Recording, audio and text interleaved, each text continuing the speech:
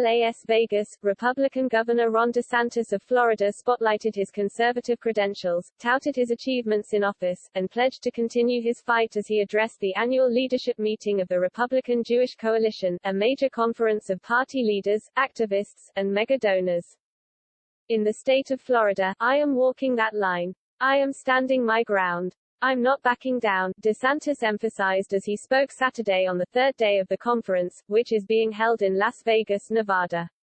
We've done an awful lot in the state of Florida. We have a lot more to do, and I have only begun to fight.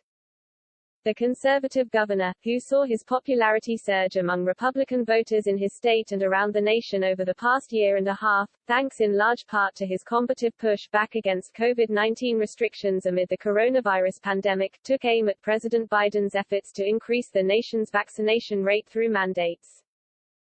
We have to stand right now against these Biden mandates, the governor stressed.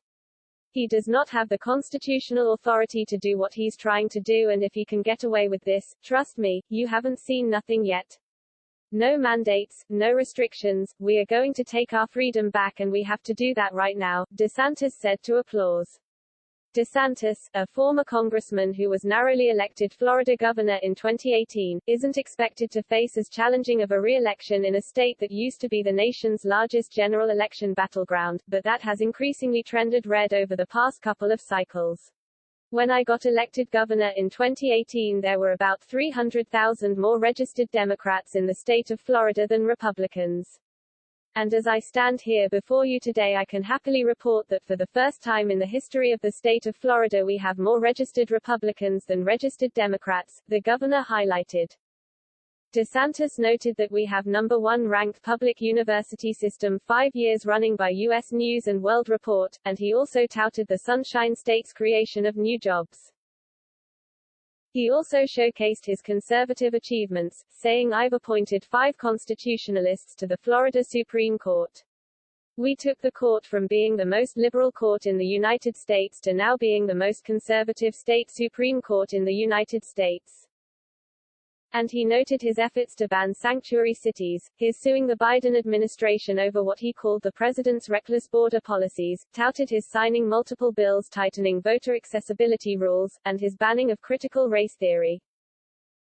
DeSantis also took aim at elements in the far left of the Democratic Party over their lukewarm support for Israel, charging that the woke are anti-Semitic. They are anti-Israel, which garnered loud applause from the audience.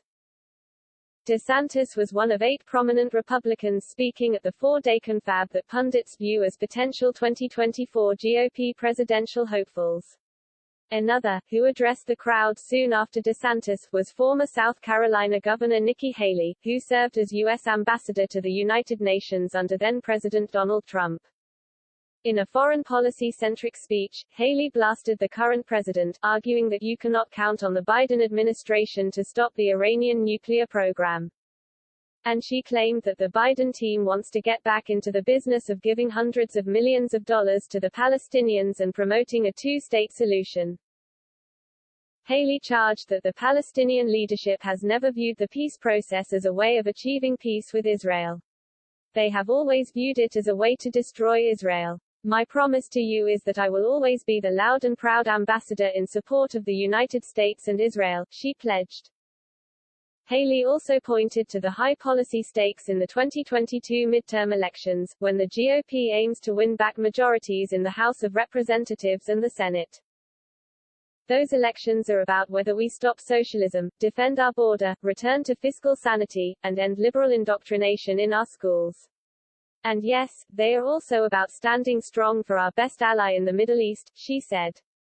Join me in fighting for victory in 2022.